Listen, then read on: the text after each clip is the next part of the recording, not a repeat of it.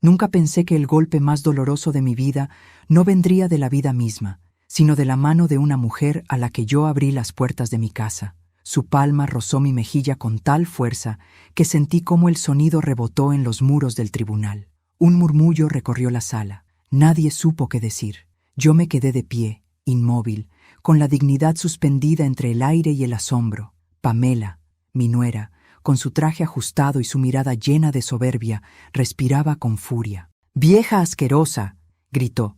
«Eres la vergüenza de esta familia». Mi hijo, Adrián, estaba a su lado. No dijo nada, solo bajó la cabeza y se acomodó las mangas del saco, como si aquello no le incumbiera. En ese momento entendí algo. El silencio también puede ser una bofetada. Me habían llamado para una audiencia de conciliación familiar.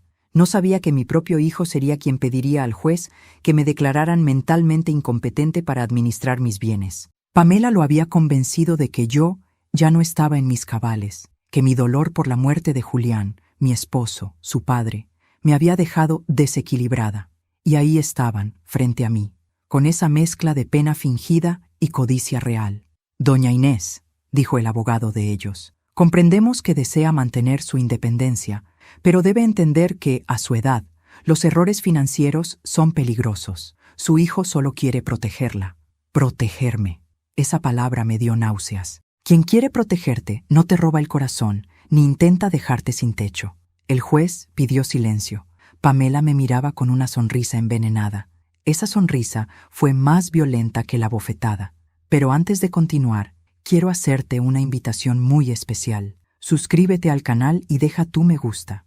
Esto me ayuda a ver que me apoyas y disfrutas de mis historias. Y comenta aquí abajo desde qué ciudad nos estás viendo. Ahora, continuemos. La audiencia siguió. El abogado de ellos hablaba de seguridad patrimonial, de garantías legales, de custodia financiera. Yo solo pensaba en Julián. Él siempre decía: «Inés, el dinero no cambia a las personas, solo las revela». Y ahora entendía cuánta razón tenía. Adrián era mi único hijo. Lo crié sola durante años, mientras Julián construía la empresa familiar. Yo vendía empanadas en la puerta de una escuela, cosía de noche, y aún así encontré tiempo para acompañar cada fiebre, cada llanto, cada examen. Todo eso parecía haberse borrado. La mujer que él eligió como esposa no soportaba verme cerca. Pamela nunca me llamó mamá, ni siquiera suegra. Me decía la señora Cornejo, con esa frialdad cortante de quien quiere marcar territorio. El juez pidió una pausa de 10 minutos. Yo salí al pasillo con el alma ardiendo. Pamela me siguió, y allí ocurrió todo. Se me acercó con esa sonrisa de hiena que aprendí a reconocer. «¿Sabe qué, doña Inés?», me dijo en voz baja. «Debería agradecerme. Cuando terminemos aquí, su vida dejará de ser una carga para nosotros». «¿Una carga?», le respondí. «Le di a mi hijo todo lo que tengo, y a usted la recibí como a una hija». «Sí», rió con desprecio, «pero su hijo ya no es un niño, y usted no entiende que estorba». Yo intenté apartarme, pero entonces levantó la mano y me abofeteó. El sonido fue seco, preciso, como el disparo de una pistola invisible. Todo el mundo se giró. Mi hijo llegó corriendo, y en lugar de defenderme, la tomó de la mano. «Pamela, basta», murmuró. «No hagas esto aquí». No le gritó, no me abrazó, no me miró, solo la contuvo con la delicadeza de quien protege una joya frágil. Sentí que me moría. Me senté en el banco del pasillo, sosteniendo la mejilla aún caliente. Una mujer del público se acercó con un pañuelo. «No se preocupe, señora», me dijo. «Todo se paga». Le sonreí con amargura. Yo ya no creía en milagros. Sin embargo, algo dentro de mí se encendió en ese instante. Una chispa. Una voz interna que me dijo: «No te levantes como víctima, levántate como juez». Y sin saber por qué, supe que el destino me había llevado allí por una razón mucho más grande que un simple juicio familiar. Regresé a la sala con paso lento, pero firme. Pamela me lanzó una mirada de triunfo. Adrián ni siquiera levantó la vista. El juez se acomodó las gafas y anunció: «Vamos a continuar con la audiencia». Yo respiré hondo. Y entonces, la secretaria del tribunal entró con un sobre en la mano. «Disculpe, su señoría», dijo. «Acaba de llegar un documento urgente del Consejo Superior de Justicia». El juez lo tomó, lo leyó y me miró con sorpresa. Luego se puso de pie. «Señora Cornejo», dijo con respeto, Le pido que nos acompañe un momento a la sala contigua. Pamela frunció el ceño. ¿Por qué?, preguntó, inquieta. Porque al parecer, la señora Cornejo tiene otro cargo aquí del que no estábamos informados. Yo no entendía del todo lo que estaba ocurriendo, pero mantuve el silencio. A veces, el poder del silencio vale más que 1000 gritos. La sala quedó en murmullos. Pamela empezó a impacientarse. «Esto es absurdo», decía. «Esa mujer es una anciana senil. No puede tener ningún cargo». El juez la miró severamente. «Cállese, señora», y volvió a mí con una sonrisa distinta. «Señora Cornejo, el Consejo informa que usted fue designada como miembro suplente honoraria del Tribunal de Familia, por su trayectoria como asistente judicial jubilada». El silencio se hizo absoluto. Pamela abrió la boca, pero no salieron palabras. Mi hijo levantó la mirada. Su rostro perdió el color. Y entonces, mientras todos seguían paralizados, el juez dijo algo que jamás olvidaré. «A partir de este momento, esta audiencia pasa a estar bajo su revisión y firma, señora Inés Cornejo». Yo me senté lentamente en la silla del juez, el mismo asiento ante el cual había sido humillada minutos antes.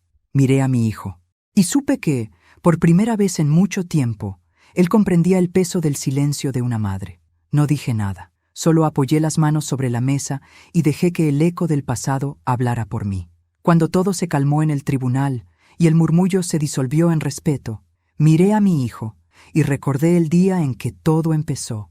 No fue en un juzgado, sino en el cementerio. Bajo la sombra de un ciprés, con el aire tibio y los ojos húmedos, despedí al hombre que fue mi compañero durante 40 años, Julián Cornejo. Él era mi equilibrio, mi guía, el padre que Adrián necesitaba y el único que lograba arrancarme una sonrisa incluso en medio de la tormenta.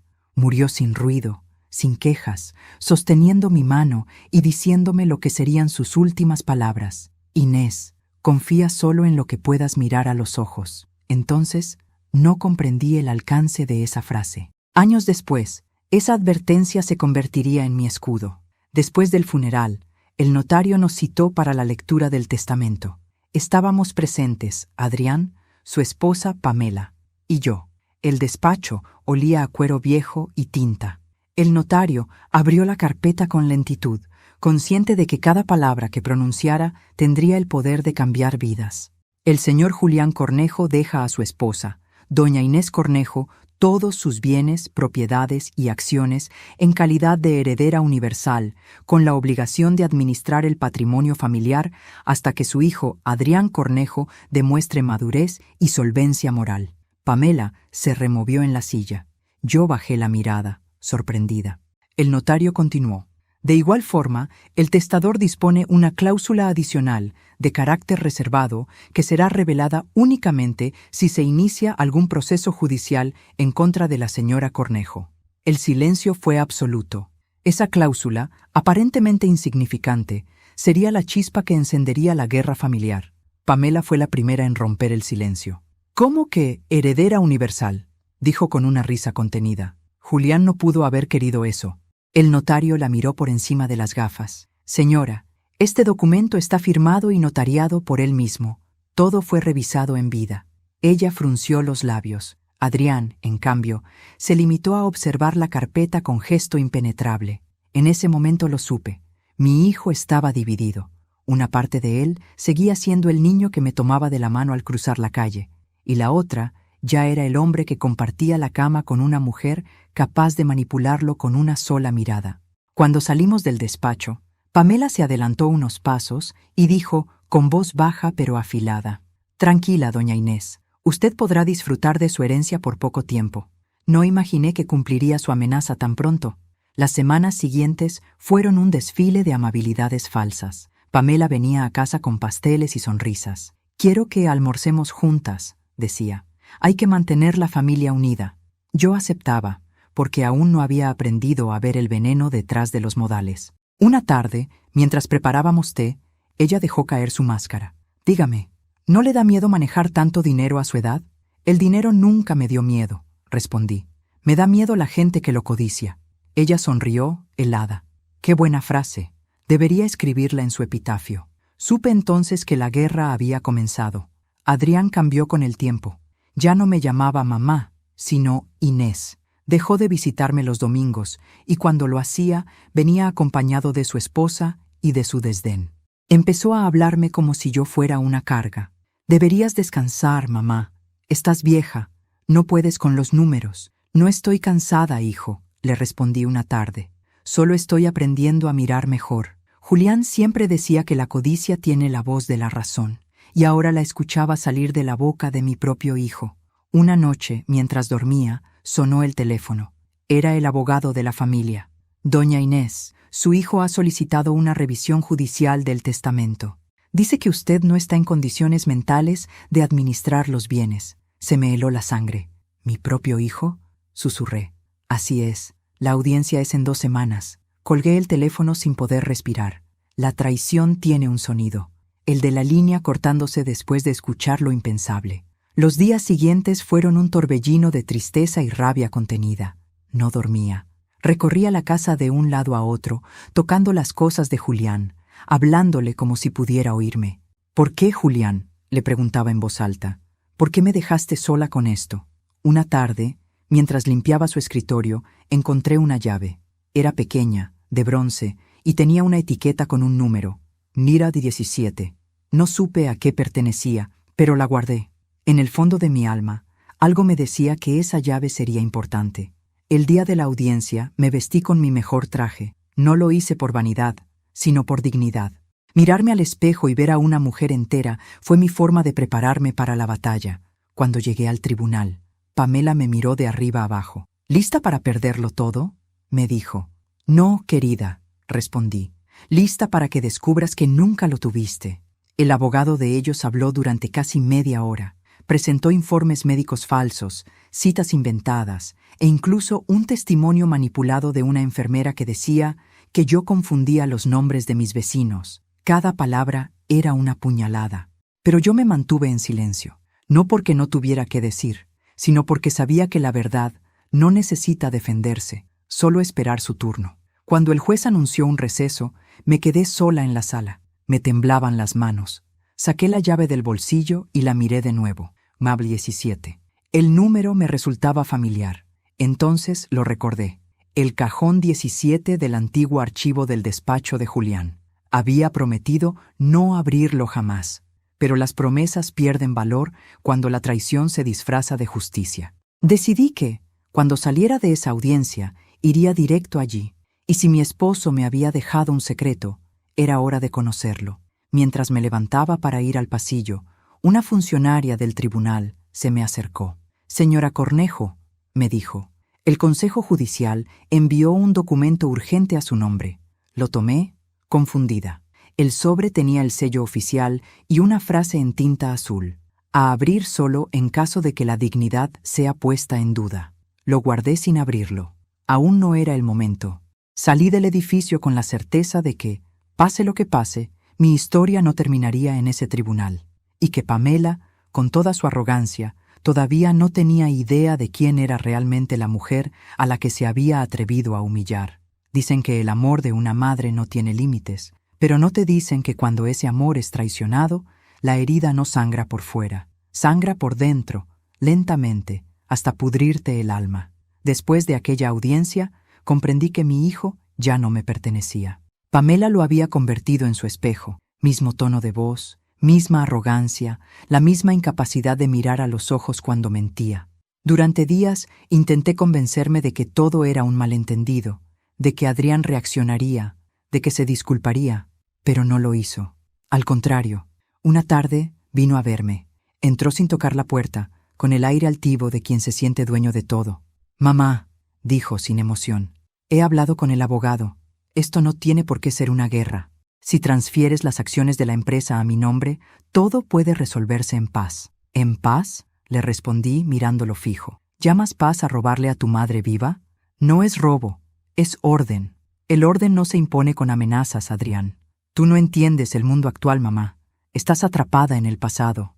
«¿Y tú?», le pregunté. «¿En qué estás atrapado tú?». Se giró hacia la ventana, evitando mi mirada. «En tus decisiones. Siempre fuiste tú la que tuvo el control». Por un instante lo vi como cuando era niño, cuando corría a abrazarme después de una pesadilla. Pero ese niño ya no existía. Solo quedaba un hombre manipulado por una mujer que confundía el dinero con la dignidad. Pamela entró poco después. Ni siquiera saludó. «Vine a hablar de negocios, no de emociones», dijo. «Tenemos una propuesta». «No hay propuesta que me interese». «La habrá», sonrió, «porque cuando firmes, te dejaremos quedarte en tu casa hasta que mueras». La miré con calma. «No necesito su permiso para morir, señora, pero usted debería preocuparse por cómo va a vivir». Su rostro cambió. «No me amenace». «No lo hago», repliqué. «Solo le recuerdo que los castillos de soberbia siempre se derrumban». Salieron juntos, y al cerrar la puerta, sentí que el sonido del picaporte era el mismo que se escucha cuando la sangre se separa de la sangre. Los días se hicieron largos, llenos de cartas del abogado, llamadas frías y rumores. Los vecinos empezaron a hablar. «Pobrecita Inés», decían. «Su hijo la demandó». Yo evitaba salir, no por vergüenza, sino porque no quería que nadie viera cómo se me caía el alma a pedazos. Una tarde, mientras regaba las plantas, el cartero me entregó un sobre sin remitente. Dentro había una fotografía. Adrián y Pamela posando frente a la empresa de Julián, con un cartel que decía «Nueva dirección». Detrás, una frase escrita con tinta roja. «El pasado se acaba cuando uno firma su derrota». Esa foto fue el punto de quiebre. Dejé de llorar, dejé de esperar, y empecé a planear. Saqué la llave número 17 del cajón. Sabía que debía abrir el archivo de Julián, aunque me temblaran las manos. Fui a su antiguo despacho, donde aún olía a madera, tinta y recuerdos. El cajón estaba sellado con un candado viejo. La llave encajó con un clic. Adentro había un sobre marrón, un cuaderno y una carta dirigida a mí. La carta decía: «Inés, si estás leyendo esto, es porque la ambición ha tocado nuestra puerta. Dentro de este sobre encontrarás documentos que solo tú puedes usar. No los muestres hasta que la vergüenza tenga nombre y apellido. Confía en el consejo que siempre te di. No luches con las manos, lucha con la verdad». Dentro del sobre había copias del testamento original y una escritura a nombre de una empresa desconocida. Fundación Aurora del Sur. El apoderado legal era un nombre que no me resultaba familiar. Ligny Ricardo Godoy. Busqué entre los papeles y al final del cuaderno una nota. «Aurora es la luz que te protegerá cuando te rodee la oscuridad». No entendí del todo, pero algo me dijo que Julián había dejado más que dinero. Había dejado una estrategia. Pasaron los días. Pamela y Adrián insistían con reuniones y abogados. Yo asistía, en silencio, escuchando sus mentiras, firmando papeles que no tenían valor. Ellos creían que yo estaba cediendo, pero lo que hacía era esperar el momento exacto. Una noche, mientras preparaba té, recordé las palabras del juez en la primera audiencia. Esta causa quedará bajo revisión si se comprueba que existe alguna irregularidad en el testamento. Y entonces lo supe. La cláusula reservada. Julián la había dejado por algo. Era una pieza oculta que solo podía revelarse si se iniciaba un proceso judicial contra mí. Y ese proceso ya había comenzado. Al día siguiente, fui al notario con la carta y los documentos de la Fundación Aurora del Sur. Le pedí que los analizara. Pasó horas leyendo, comparando firmas, revisando sellos. Finalmente, levantó la vista con una mezcla de asombro y respeto. «Doña Inés, esto cambia todo. ¿Qué significa?» Que su esposo no solo le dejó los bienes, le dejó el control de la compañía a través de esta fundación. «¿Y qué pasa con mi hijo y su esposa? Legalmente trabajan para usted». Me quedé muda. Era una jugada maestra. Julián había previsto la traición. Y ahora, el arma de mi defensa no era el rencor, era la ley misma. Salí del despacho con el corazón latiendo fuerte. El sol me cegaba, pero dentro de mí todo estaba claro. Por primera vez en meses no sentí miedo. Esa noche dormí en paz, sabiendo que la sangre puede traicionar, pero la verdad nunca. Cuando me miré al espejo al amanecer, vi otra mujer. Ya no era la madre humillada, era la heredera de su propio destino. Y juré, con la voz baja pero firme, que antes de que el mundo terminara de girar, Pamela aprendería lo que significa abofetear a una jueza del destino.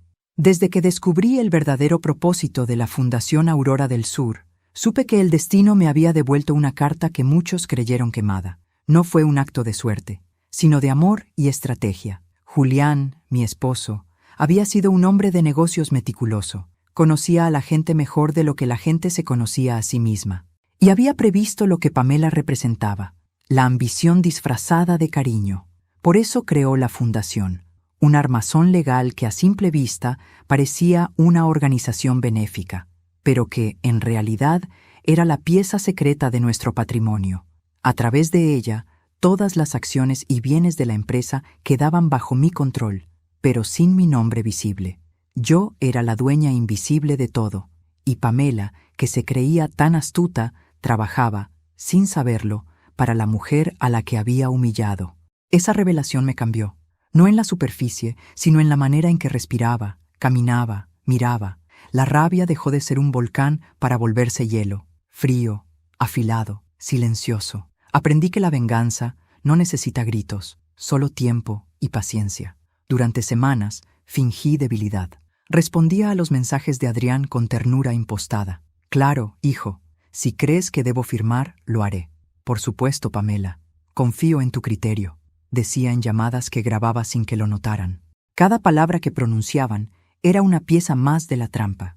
Una tarde, fui a la oficina central de la empresa. Los empleados me recibieron con respeto, pero también con incomodidad.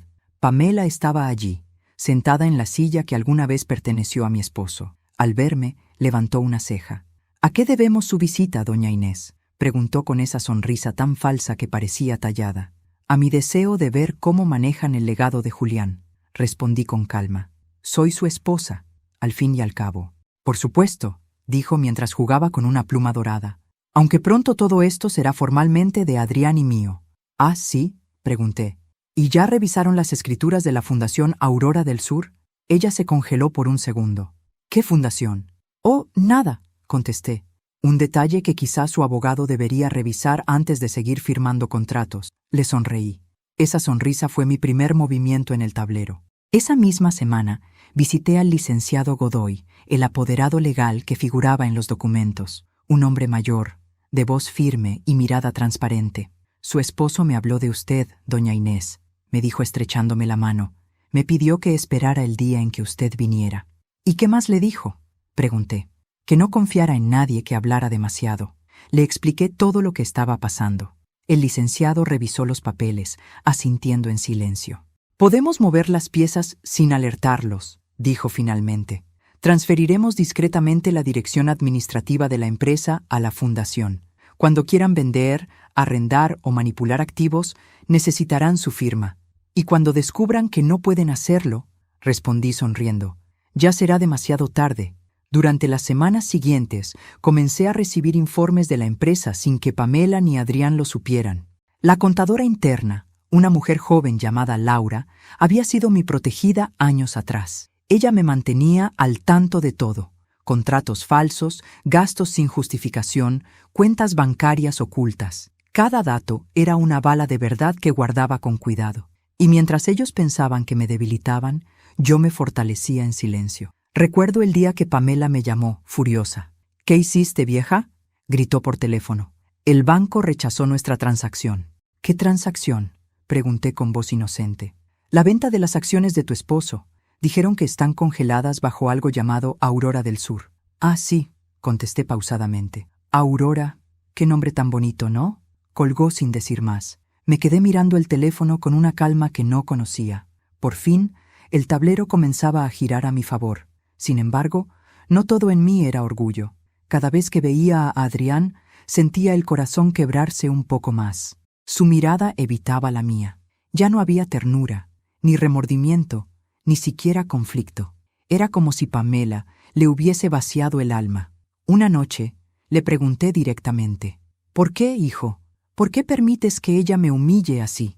«Porque no soporto ver cómo arruinas todo lo que papá construyó», respondió con frialdad. «Y si tengo que elegir entre mi esposa y tú, la elijo a ella». Sus palabras fueron un puñal. No lloré. Pero esa noche, mientras guardaba los documentos en una caja fuerte, le hablé a Julián en voz baja. «Querías que usara la verdad, amor mío. Pues la verdad será mi venganza». Un mes después, Pamela y Adrián convocaron una reunión de directorio. Querían aprobar la nueva estructura de la empresa, eliminar mi participación simbólica y firmar contratos con inversores extranjeros. Lo que no sabían era que Legalmente, ninguna decisión podía tomarse sin mi autorización. Entré a la sala con paso firme, sin previo aviso. Pamela se levantó, indignada. «¿Qué hace aquí?» «Asistiendo a la reunión como presidenta de la Fundación Aurora del Sur», respondí. «¿Qué?», balbuceó. «Así es. Todo lo que está por firmar depende de mi aprobación». Los rostros en la mesa se transformaron. Algunos bajaron la mirada, otros se incorporaron. Y entonces dije lo que llevaba meses esperando pronunciar. Durante años creyeron que podían manipular la historia. Pero esta empresa no pertenece a los que heredan, sino a los que la sostienen. Pamela trató de replicar. «Esto es ilegal». «No», dije mirando al abogado presente. «Es justicia». La reunión terminó en silencio. Salí sin mirar atrás, sintiendo el peso de una promesa cumplida. No era el final, era solo el preludio de la caída. Esa noche, mientras tomaba té frente a la ventana, vi mi reflejo en el vidrio. Por un segundo, creí ver a Julián sonriendo detrás de mí. «Lo lograste», parecía decirme. Y yo le respondí en voz baja. «No aún. Falta verles la cara cuando comprendan quién firma la sentencia final». El amanecer de aquel lunes tenía un aire extraño, casi solemne. Era el tipo de mañana en que el cielo parece observarte, como si el destino esperara a ver de qué estás hecho. Me vestí despacio, con un traje gris perla y un broche de oro que había pertenecido a mi madre. Cada movimiento era una declaración de guerra silenciosa. Había llegado el día del juicio. Pamela lo había solicitado con urgencia, asegurando que mi salud mental ponía en riesgo la estabilidad de la empresa familiar. El tribunal estaba repleto. Abogados, empleados, curiosos y periodistas que olían el drama a kilómetros de distancia. Mientras caminaba por el pasillo central, sentí las miradas clavarse en mi espalda, pero no bajé la cabeza. Aprendí que los débiles miran al suelo, los sabios al frente. Al llegar a la mesa, Pamela ya estaba allí, vestida de blanco, con un aire teatral. Sostenía la mano de mi hijo como si fuera un trofeo. Al verme, sonrió con ese gesto venenoso que ya conocía demasiado bien. «Miren quién se digna a venir», murmuró. La pobre vieja confundida. El juez pidió orden, pero ella no lo necesitaba. Sabía herirme sin levantar la voz. Adrián, en cambio, no dijo nada. Solo evitó mirarme, igual que en aquella primera audiencia. Tomé asiento en silencio. El abogado contrario comenzó a exponer. Sus palabras eran veneno disfrazado de compasión. La señora Cornejo atraviesa un cuadro de deterioro cognitivo progresivo. Tenemos informes médicos que lo confirman. Sonreí con serenidad. Ese informe médico había sido redactado por un doctor amigo de Pamela, un hombre que jamás me examinó. Sabía que su castillo de mentiras estaba a punto de derrumbarse. La sesión continuó con declaraciones de testigos. Algunos empleados, visiblemente incómodos, repitieron frases que no creían.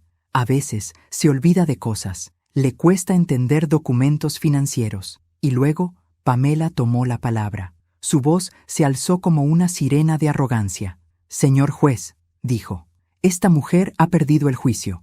No puede seguir al frente de una empresa que ni siquiera entiende.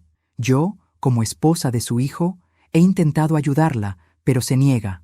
Es terca, agresiva y peligrosa». Sus palabras resonaron en la sala. Luego me miró directamente, con esa sonrisa de víbora que tanto disfrutaba.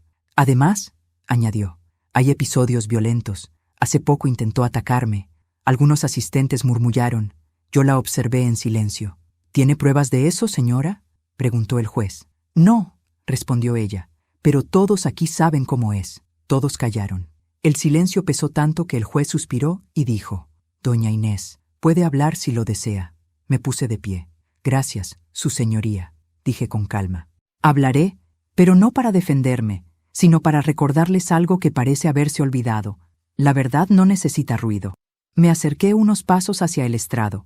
Sentí las miradas, los murmullos, y entonces, sin levantar la voz, dije: «Durante meses he sido insultada, manipulada y ridiculizada, no por desconocidos, sino por mi propia familia». Miré a Adrián. «Por ti, hijo». Él bajó la cabeza. Luego miré a Pamela. «Usted cree que ha ganado, que el dinero compra respeto y que la mentira se impone con seguridad. Pero hay algo que el dinero no puede comprar: la memoria de los muertos». La vi tensarse. Mi esposo, Julián Cornejo, sabía lo que vendría. y dejó preparadas sus palabras para este día. La sala se estremeció. Saqué un sobre sellado de mi bolso. Este documento fue entregado por el Consejo Superior de Justicia, según la cláusula reservada del testamento de mi esposo. El juez la tomó, revisó el sello y asintió. Proceda. El abogado del tribunal leyó en voz alta. Si en algún momento se pone en duda la capacidad moral o mental de mi esposa, este documento deberá abrirse en presencia del juez. Declaro que todos mis bienes, acciones y propiedades están bajo la protección de la Fundación Aurora del Sur, cuyo poder total recae en mi esposa, doña Inés Cornejo, y sus decisiones serán incuestionables por ley. Cualquier intento de impugnarlo se considerará fraude y abuso de confianza. Los murmullos se convirtieron en un rugido. Pamela palideció.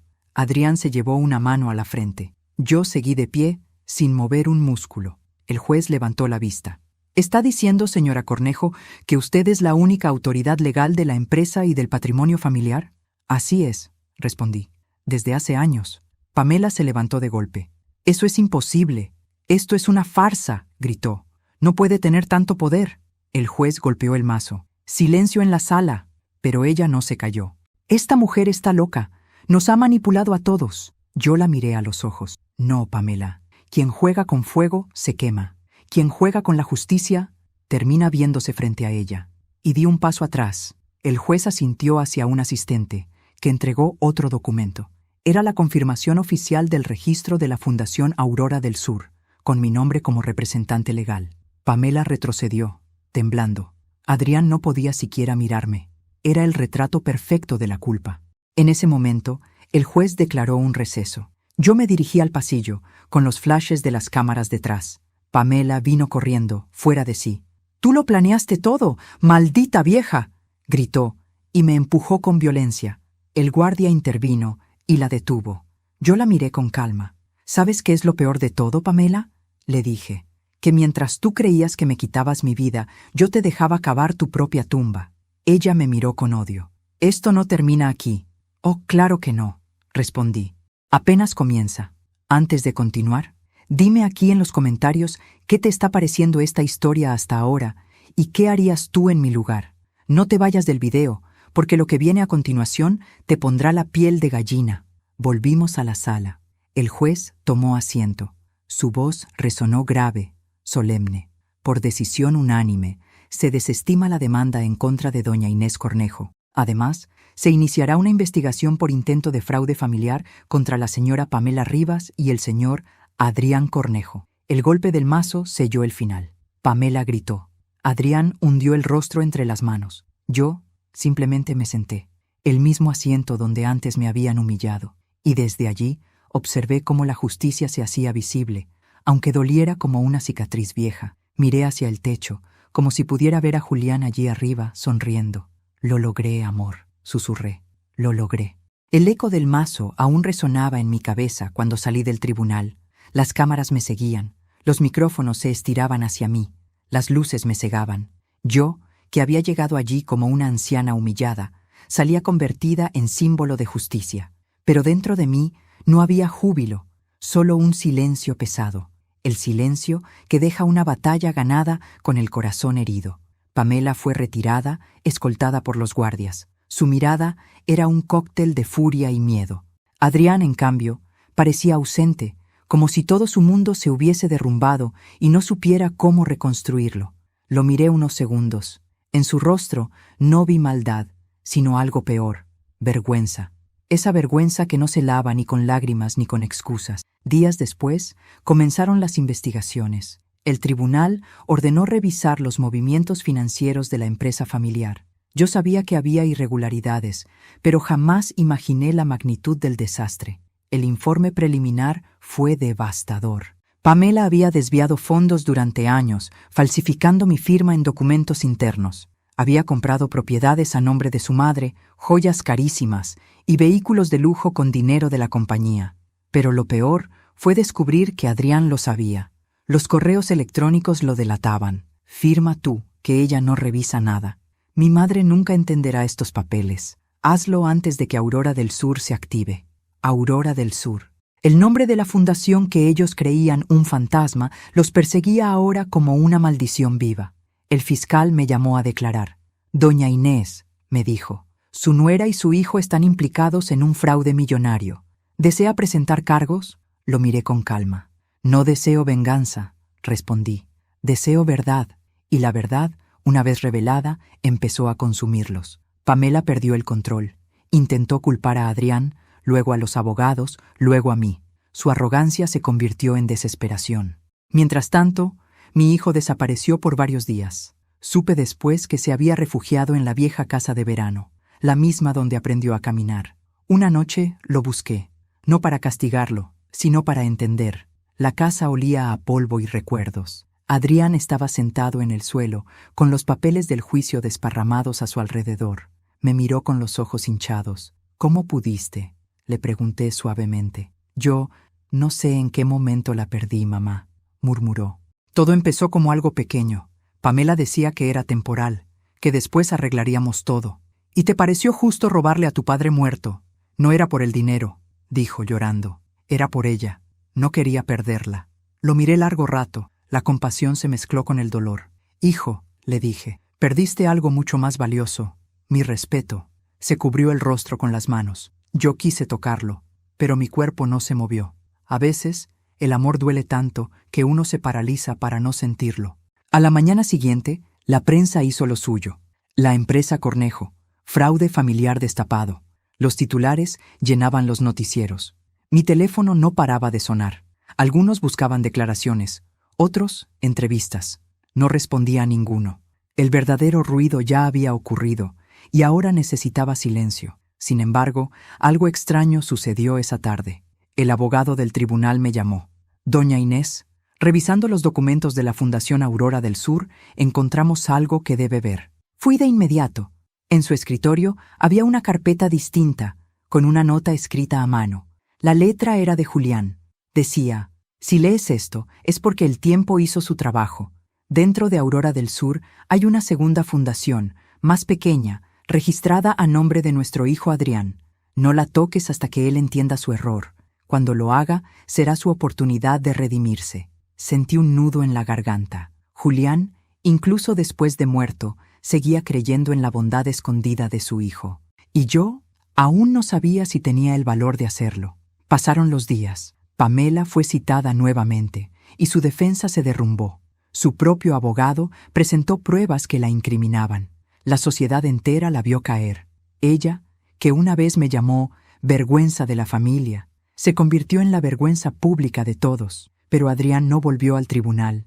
No se presentó ni a las audiencias, ni a las reuniones. Su ausencia era su condena. Una mañana recibí una carta. El sobre no tenía remitente, pero reconocí su letra. Decía, mamá, ya sé lo que hice. No busques perdonarme, solo déjame volver a empezar. Si algún día quieres hacerlo, abre el sobre azul que papá dejó en su escritorio. Te amo, aunque ya no lo merezca. Fui al estudio de Julián. El sobre azul estaba allí, intacto. Dentro, una sola frase escrita con su caligrafía. El amor no se hereda, se gana. Lloré como no lloraba desde su muerte, porque entendí que Julián había planeado no solo la justicia, sino también la redención. Esa noche encendí una vela frente a su retrato. Le hablé en voz baja. Tu hijo ha caído, pero aún respira. Quizás, como tú dijiste, el amor sea la única herencia que vale la pena rescatar. Cerré los ojos. Por primera vez en mucho tiempo, no sentí odio, solo cansancio y una serenidad extraña, como si mi alma hubiera soltado algo pesado. La verdad había salido a la luz. Y aunque me costó todo, su brillo iluminó hasta las sombras más hondas de mi corazón. Dicen que la caída más fuerte no es la del cuerpo, sino la del alma. Y yo lo vi con mis propios ojos. Vi cómo la soberbia se derrite cuando se enfrenta con la verdad, cómo la voz que antes gritaba, vieja asquerosa, ahora solo temblaba suplicando compasión. Pamela Rivas, la mujer que un día me abofeteó en público, estaba frente a mí, derrotada. El tribunal había dictado su veredicto final. Culpable de fraude, falsificación de documentos y abuso de confianza. 5 años de prisión preventiva. Su rostro, maquillado hasta el último día, se deshacía entre lágrimas que ya no le servían de escudo. Intentó hablar, pero su voz se quebró. Usted ganó, doña Inés, balbuceó. Pero recuerde, los hijos siempre terminan odiando a las madres que destruyen a sus esposas. Me miró con una mezcla de odio y miedo, y en ese instante comprendí que no había ganado nada, solo había sobrevivido. Adrián estaba sentado al fondo del salón. No habló, no se movió. Sus ojos, rojos e hinchados, parecían buscar en mí una señal de perdón que aún no podía darle. Cuando terminó la audiencia, se levantó y se fue sin decir una palabra. Yo me quedé allí, sola, con los aplausos apagados de la prensa, con el ruido de las cámaras y los susurros de la gente que me señalaba como la mujer que venció a su familia. Pero no había gloria en mí. Solo un cansancio antiguo, el peso de haber ganado una guerra que nunca quise pelear. Salí del tribunal, respirando hondo. El aire de la calle olía a lluvia y libertad. Me detuve en las escalinatas y miré al cielo. Julián, susurré. Todo se derrumbó, como dijiste. Pero ¿a qué precio? Las semanas siguientes fueron una avalancha. La prensa no dejaba de hablar del caso. El juicio que conmocionó a la ciudad. La madre que recuperó la justicia. Yo no respondí a entrevistas ni acepté homenajes. Había demasiada tristeza en mi victoria. Pamela fue trasladada al penal de mujeres. Su familia desapareció de la vida pública. Y Adrián perdió todo. La empresa, los amigos, el respeto. Los empleados lo evitaban, los bancos lo llamaban sin respuesta, y la gente lo señalaba por la calle.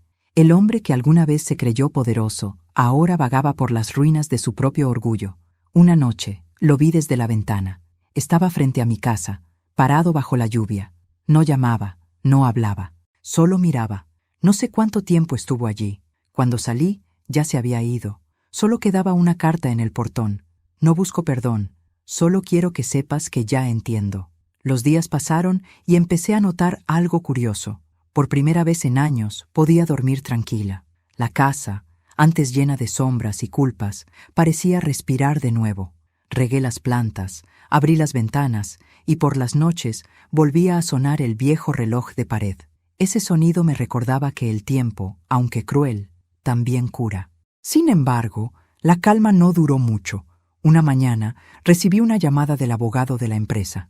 «Doña Inés», me dijo, «la prensa está por publicar algo importante. Descubrieron la cláusula completa de la Fundación Aurora del Sur. ¿Qué pasa con ella?» Hay una disposición final escrita por su esposo y un nombre más. Fui a su oficina de inmediato. Sobre el escritorio, un documento sellado me esperaba. El abogado lo abrió con cuidado y leyó. En caso de que la fundación logre restablecer la justicia y se proteja la integridad del patrimonio familiar, se procederá a transferir el 30% de los activos a nombre del señor Adrián Cornejo, siempre y cuando sea aprobado por su madre, doña Inés Cornejo. Cerré los ojos. Julián, incluso desde la tumba, seguía dándome lecciones. Había dejado la llave del perdón en mis manos. Esa noche no dormí. Caminé por la casa hasta el amanecer, debatiendo entre el corazón y el orgullo. ¿Merecía mi hijo una segunda oportunidad? ¿Podía volver a confiar en alguien que me había traicionado tan profundamente? Recordé sus palabras, el día que lo enfrenté en la casa de verano. No era por el dinero, mamá, era por ella.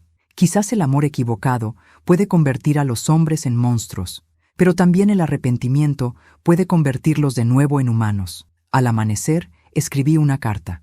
Adrián, tu padre te dejó una última oportunidad, no para volver a lo que fuiste, sino para demostrar que aprendiste.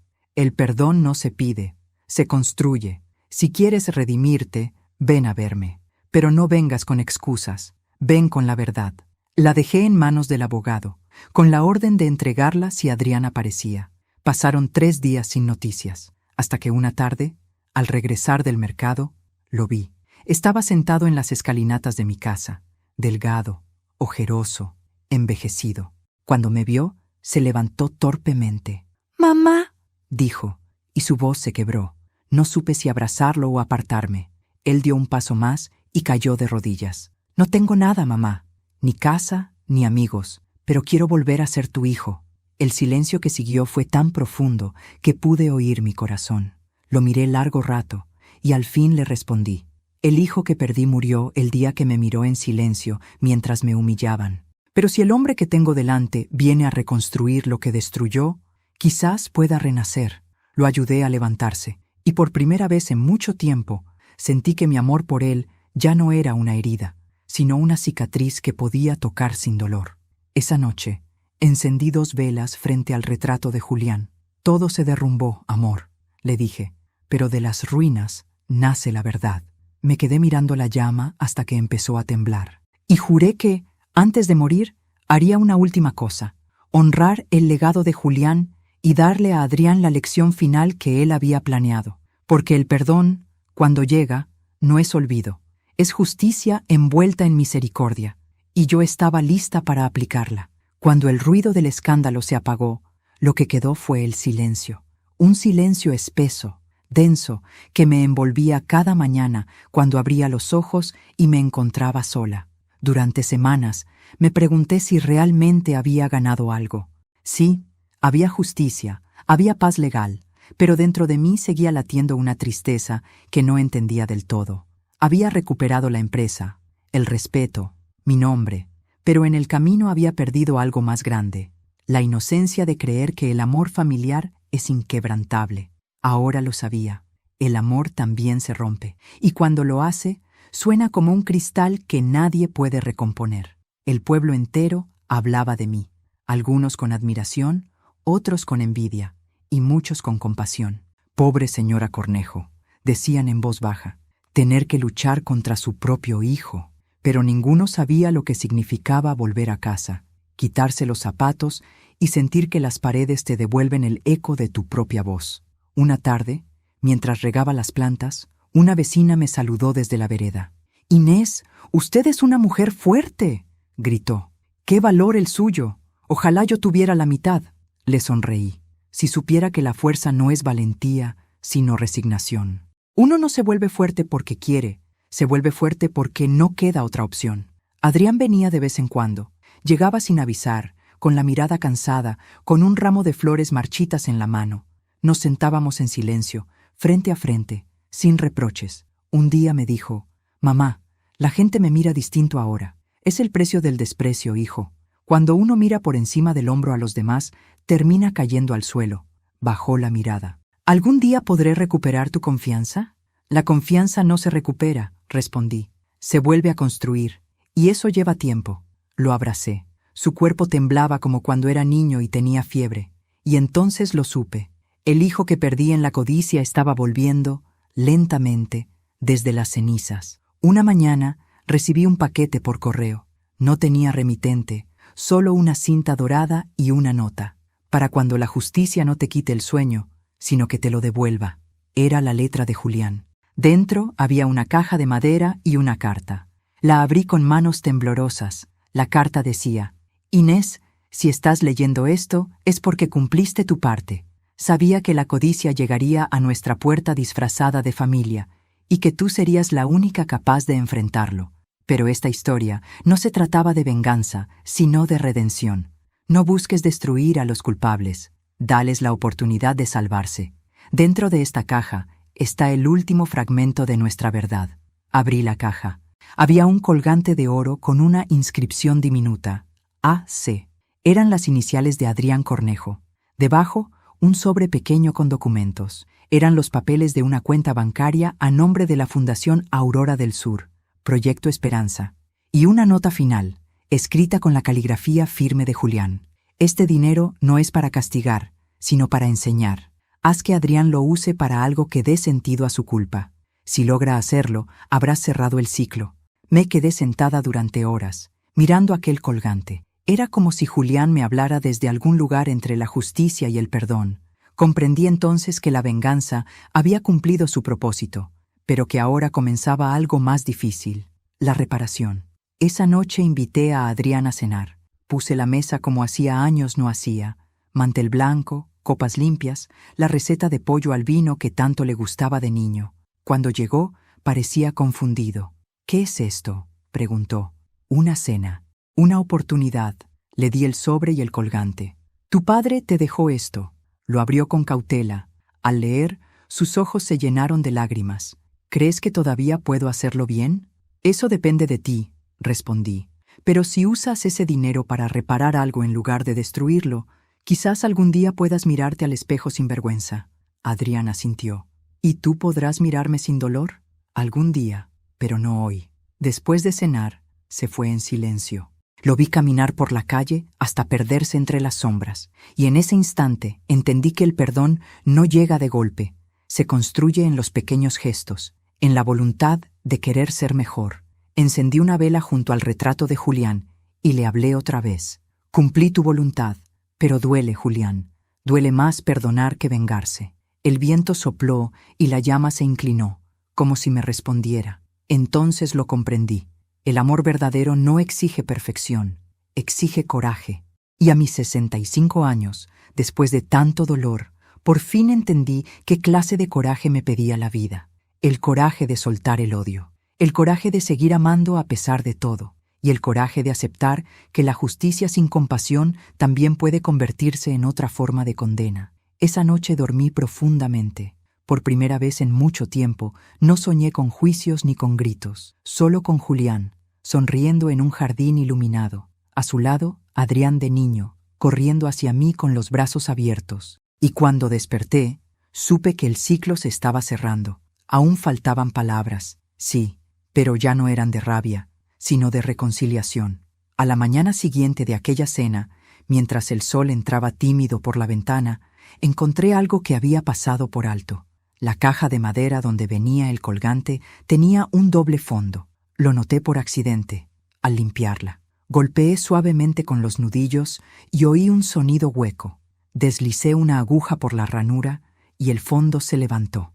Dentro, cuidadosamente doblada, había una carta más. El papel amarillento, la tinta azul, la caligrafía, inconfundible, la de Julián. Por un momento dudé en abrirla.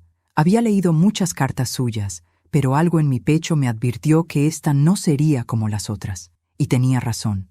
La abrí despacio. El primer párrafo me heló la sangre. Inés, si lees esto, es porque el destino cumplió su ciclo. No escribo para pedirte nada, sino para contarte una verdad que oculté mientras viví. Lo hice por amor, y tal vez por miedo. No solo dejé una fundación, también dejé una historia que te pertenece. Me senté. El corazón me latía tan fuerte que sentía que el papel temblaba en mis manos. Seguí leyendo. Hace muchos años, cuando Adrián aún era un niño, cometí un error. Confié en un socio equivocado. Su nombre era Ricardo Godoy. Sí, el mismo abogado que ahora te ayuda.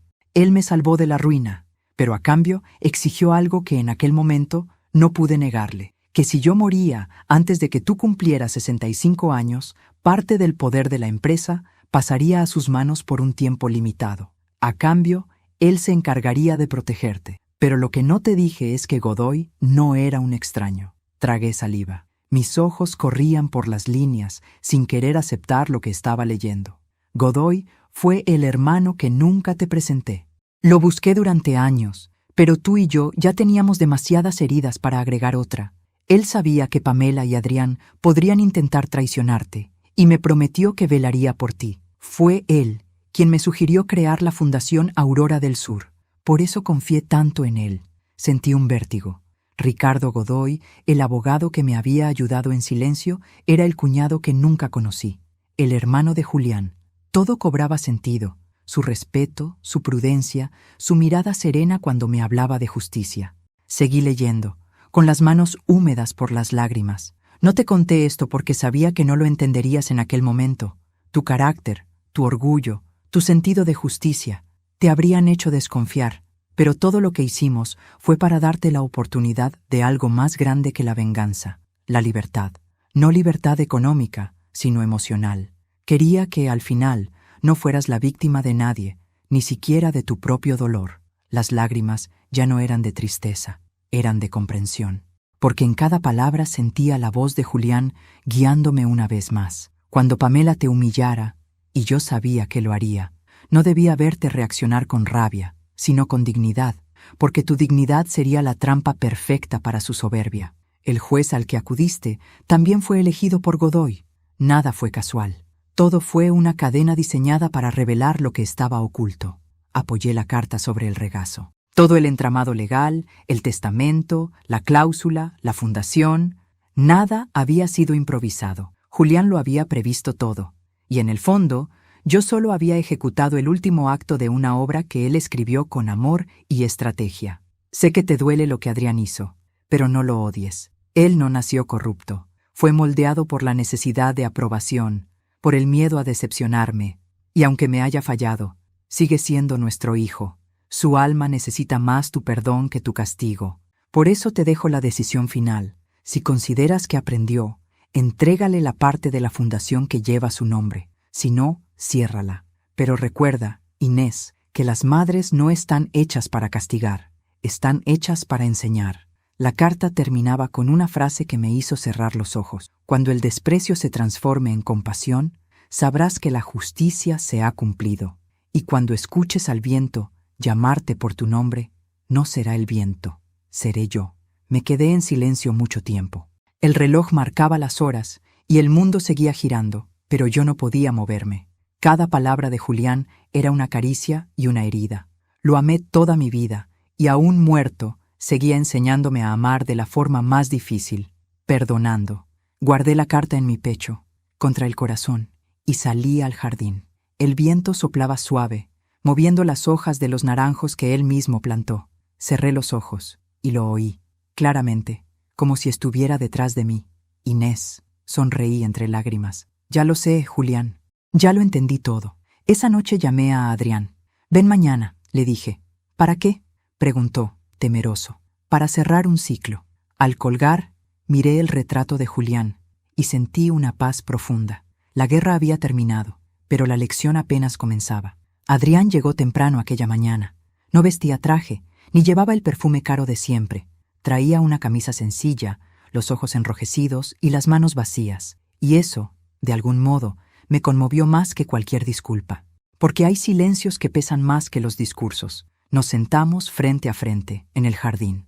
El mismo jardín donde Julián y yo habíamos plantado los naranjos cuando Adrián tenía 5 años. El aire olía a tierra húmeda, y los pájaros cantaban como si la vida insistiera en recordarnos que el mundo seguía, con o sin nuestros dramas.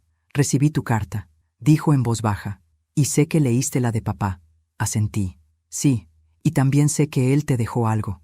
¿Me lo darás?, preguntó, casi con miedo. No lo sé todavía. Eso depende de ti. Adrián me miró a los ojos. Por primera vez en mucho tiempo, no vi soberbia ni dolor. Vi arrepentimiento. Y algo más profundo, el deseo de volver a ser digno. Papá lo planeó todo, continuó, hasta mi caída. No, le respondí. Tu caída la construiste tú, pero su amor te dejó una escalera para subir de nuevo. Se quedó callado, mirando las ramas que se mecían con el viento. ¿Sabes?, dijo de pronto. Durante el juicio pensé en gritarte, en culparte. Pero cuando te vi sentada en la silla del juez, entendí lo que realmente habías hecho. ¿Y qué fue eso?, pregunté. Convertir tu dolor en dignidad. Esas palabras me desarmaron. Durante meses había esperado un perdón, y lo que recibí fue comprensión. Y comprendí que eso era mucho más valioso. Le entregué un sobre. Dentro estaban los documentos de la Fundación Aurora del Sur, Proyecto Esperanza. Esto te lo dejó tu padre, le dije, pero no es dinero lo que te entrega, es responsabilidad. ¿Qué quieres que haga con esto? Usa lo que queda para ayudar. No a mí, ni a ti, a otros. ¿A quiénes? A los que, como tú, se equivocaron buscando amor en el lugar equivocado. Sus ojos se humedecieron. ¿Y si fallo otra vez? Entonces vuelve a intentarlo, respondí. El error no te define, hijo. Lo que haces después, sí. Nos quedamos en silencio largo rato. El viento soplaba entre los árboles, y por un instante sentí algo familiar. La paz que llega cuando ya no hay nada que demostrar. Adrián se levantó, dio un paso hacia mí y me abrazó. No fue un abrazo tibio ni distante. Fue un abrazo que llevaba dentro todos los años perdidos, todas las palabras que nunca dijimos. Lloró en mi hombro, y yo también. No porque el pasado doliera, sino porque por fin dejaba de doler. Te perdono, susurró. Yo también, hijo. Esa noche, cuando se fue, me senté en el porche. El cielo estaba despejado y una brisa cálida me acariciaba el rostro. En el aire flotaba un perfume tenue de azahar, el mismo que Julián amaba. Miré las estrellas y, sin querer, sonreí, porque entendí que él había estado presente todo el tiempo, no desde el cielo, sino en cada decisión que tomé, en cada palabra que no dije, en cada lágrima que se convirtió en fuerza. Le hablé al viento, con la voz serena, Ya está hecho, Julián. Lo lograste, y juro que lo oí. Su voz, como un susurro en el aire, me respondió: no, Inés, lo lograste tú. Días después, Adrián abrió oficialmente el Proyecto Esperanza. Era un programa de becas para jóvenes en situación de vulnerabilidad, financiado con los fondos que alguna vez fueron fruto del engaño. La prensa curiosa volvió a buscarme. ¿Por qué darle otra oportunidad a quien la traicionó? Mi respuesta fue simple: porque nadie aprende si no lo dejan volver a intentarlo. A partir de ese día, ya no fui la madre traicionada, ni la mujer que ganó el juicio. Fui simplemente Inés Cornejo, una mujer que sobrevivió al odio y eligió el perdón. Un año después, el aniversario de la muerte de Julián coincidió con la inauguración oficial de la fundación. El acto fue sencillo, pero hermoso. Había flores blancas, música suave y un mural en su honor. Adrián dio un discurso breve y al final me pidió subir al estrado. Yo no quería hablar, pero lo hice. No soy una mujer perfecta, dije. Me han lastimado, he fallado y también he guardado rencor. Pero aprendí que el rencor envejece el alma y que la justicia sin amor no sana, solo castiga. Hoy entiendo que perdonar no es rendirse, es recuperar la paz que el odio nos roba. El público aplaudió, pero yo solo miré hacia el retrato de Julián en la pared. Y por primera vez, no lloré, sonreí. Esa noche, en casa, encendí la última vela frente a su foto. La llama se movía suave, como si respirara, y dije en voz baja: cumplí tu promesa, Julián. Nuestra familia volvió a tener nombre. Me serví una copa de vino, abrí la ventana y dejé que el aire nocturno entrara. Afuera, la luna bañaba el jardín con una luz dorada. Todo estaba en calma. La justicia había hecho su trabajo. La venganza se había disuelto en perdón. Y el amor había sobrevivido a todo. Cerré los ojos, y en ese silencio luminoso entendí que esa era mi verdadera victoria. Querido oyente, si llegaste hasta aquí, gracias por acompañarme. Mi historia no es solo sobre traición y justicia, sino sobre amor, dignidad y redención. Aprendí que los juicios más difíciles no se ganan en los tribunales, sino en el corazón, y que cuando una madre perdona, el mundo entero encuentra un poco de paz. Yo soy Inés Cornejo, y esta fue mi historia. Antes de irte, quiero hacerte una invitación muy especial. Suscríbete al canal, deja tu me gusta si esta historia te llegó al corazón, y cuéntame en los comentarios desde qué ciudad nos estás viendo. Tu apoyo mantiene vivas estas historias que nos recuerdan que la justicia sin compasión no cambia el mundo, pero el amor sí.